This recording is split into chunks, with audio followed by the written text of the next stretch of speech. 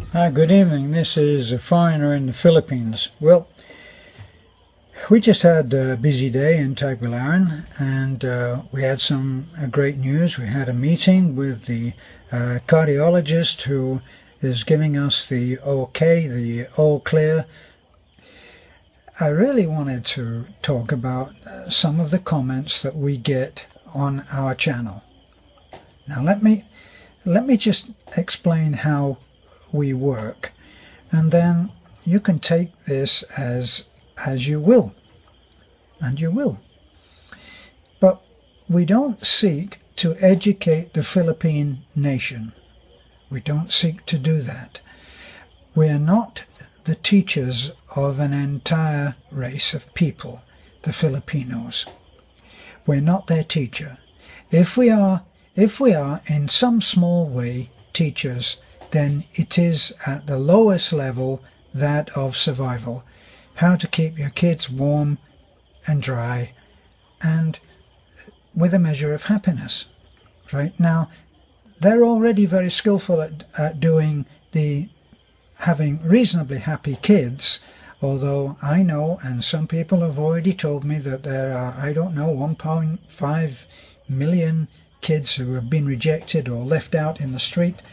And I know all of that, and I know it's not good, and I'm very saddened by it. Anybody that knows how much I love kids and how much I want to help will know that I'm very saddened by that. That's not our area of expertise. Now, let me just give you an example where we're showing people that change can come about. Of that, I think that most people, and the way that we're doing it is, as I said, at the most basic level.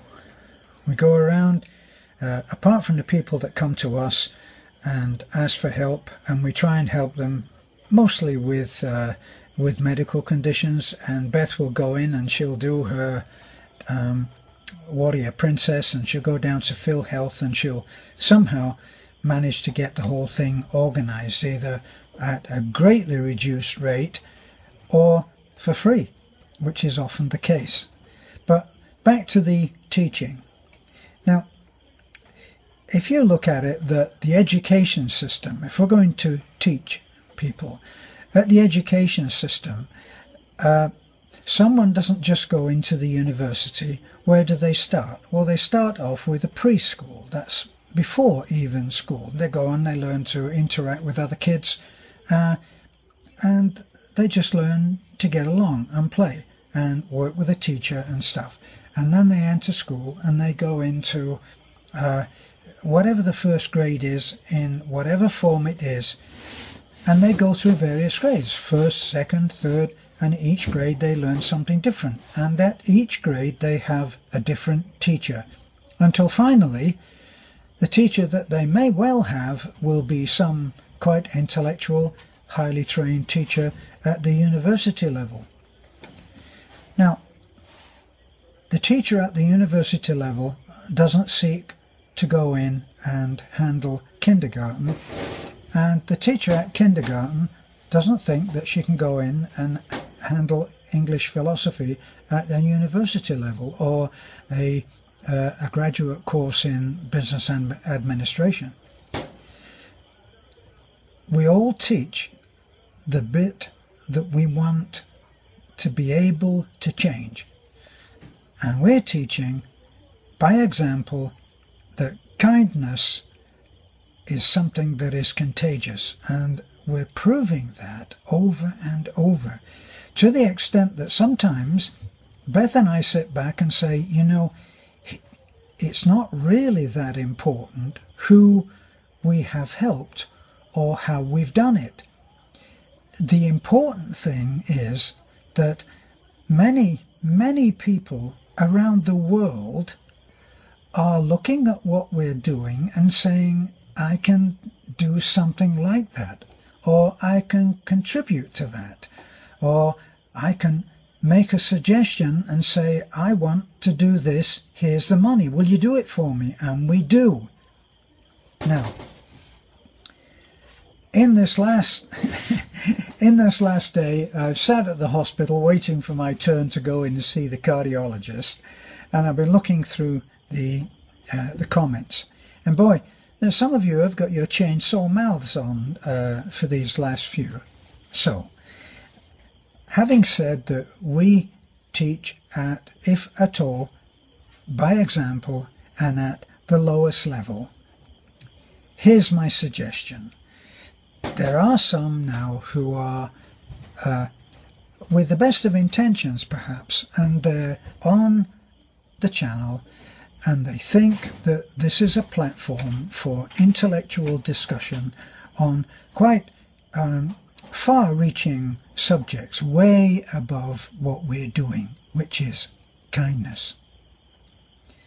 Now, as I've said many times before, I don't have a target on my chest for people to take potshots at. I don't offer a platform for intellectual back and forth discussion as if Beth and I are not here, as if we're like invisible. Yes, well, if you suggest this, they'll just say that, and that what's wrong with this picture? Well, what's wrong with this picture probably is that those who get into too self-oriented discussions where it's really about them probably should look for a different platform where they love that kind of talk. And there are many. There are many who will happily accommodate you.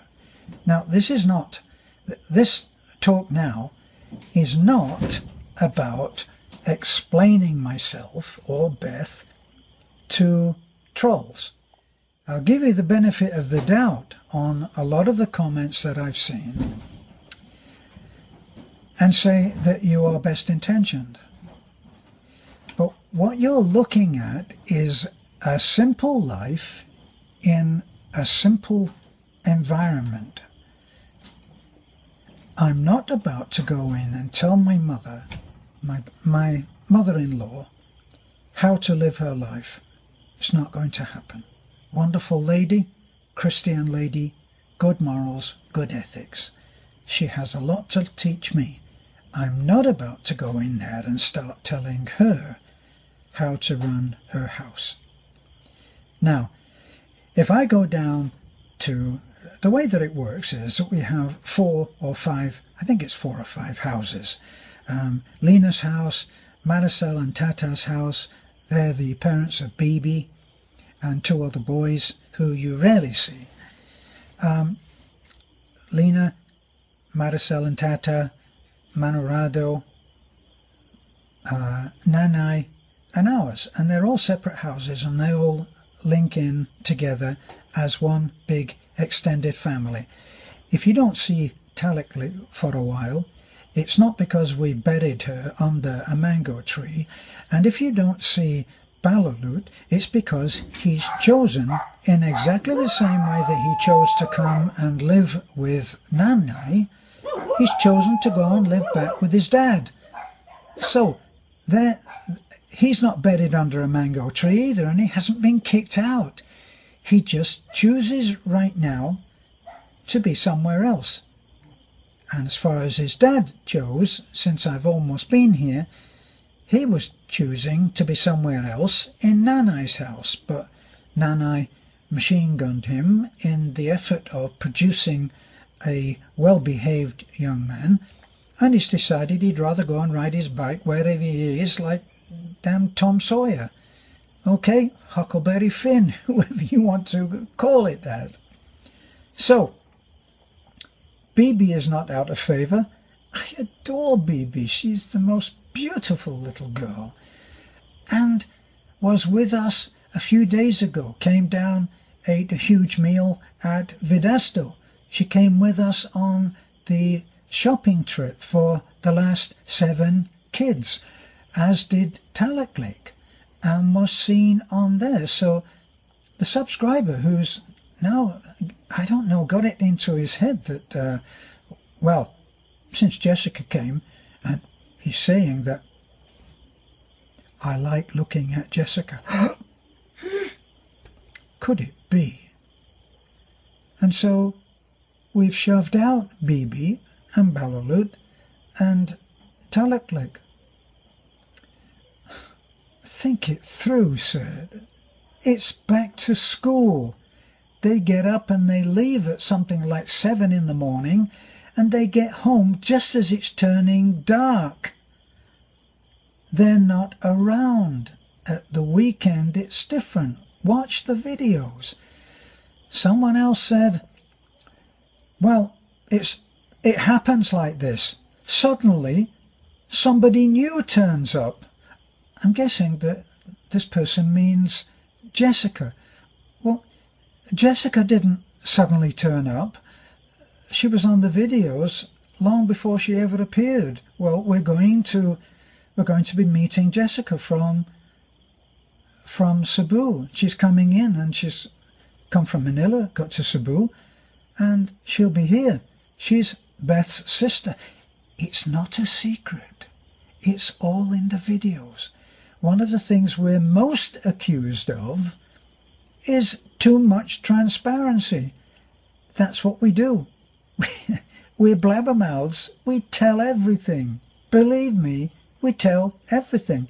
If I'm telling you on a video that I've had a vasectomy and I'm going to have to go in and have an operation to my nether regions and have the little knot untied again, is there anything else that I can tell you?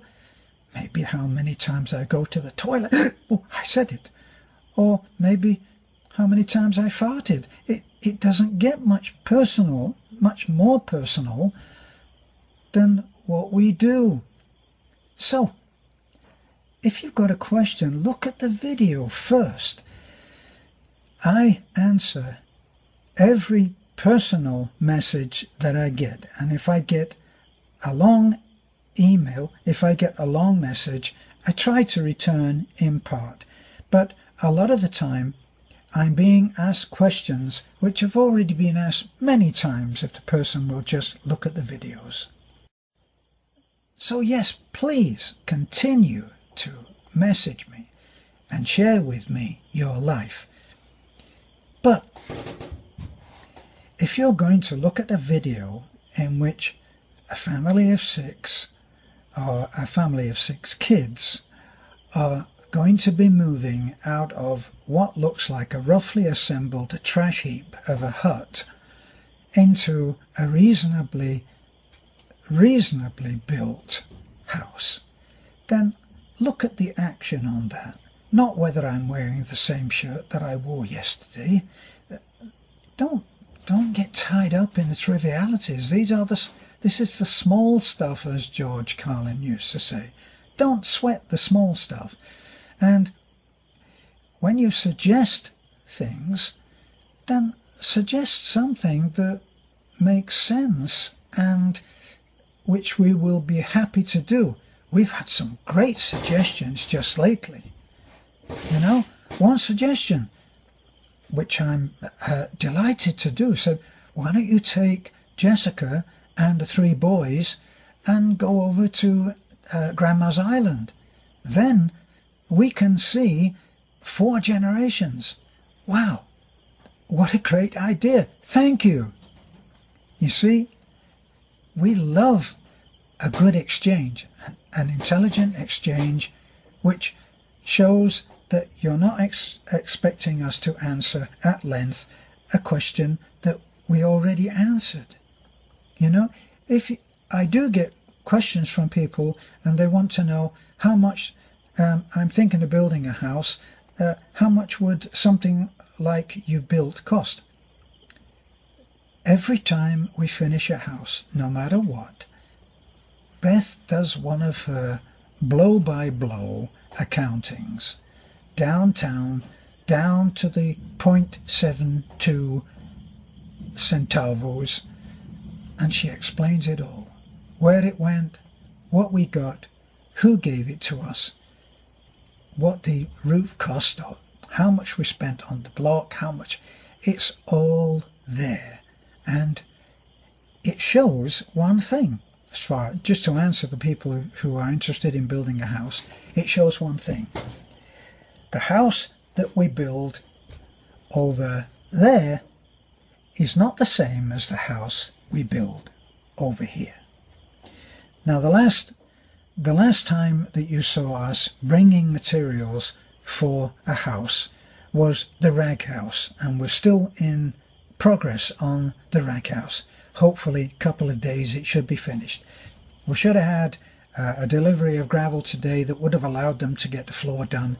Unfortunately, it didn't come. So, a little bit behind on that, sadly. Right, now that house, we had to drive quite a way up into the mountains without help, four-wheel drive, and load the stuff on ourselves. Now, why didn't we get someone else to help us? It's not someone else's dream to help people who are like the Raghouse family. And we don't expect anyone to do that. So if we get down there and there's no one to help, then I damn well do it myself. And should I take it easy? Sure. I should go home and I don't know, just get even older than I am now. But let me tell you, I'm 78 next month, and I'm not about to give up lifting something because of my age. It's not going to happen. Now, I'm actually almost getting older than most people that I'm talking to, you know. Sometimes I rejoice in the fact that someone was a little bit older than me. Old age comes on whether you help it or not. So, a word of advice. If you're even approaching the age that I am, and I'm 78 next month, and if you are getting up there in the 50s, 60s, 70s, then you'll be interested in my 100-day challenge, which I am afraid I've been procrastinating on. Okay, but it will be there very soon, and it will show you the mechanism of getting old. Now, is that something that I'm an expert on? Well, I'm getting old, so I know a little bit about it, and I'm in better shape, no bragging, I'm in better shape than most people that I know who are in their 60s. So, there is something to what I'm trying to share. So, when you see me lift something and I haven't got gloves on, don't rush to the keyboard to tell me, "Terence, you should be wearing gloves."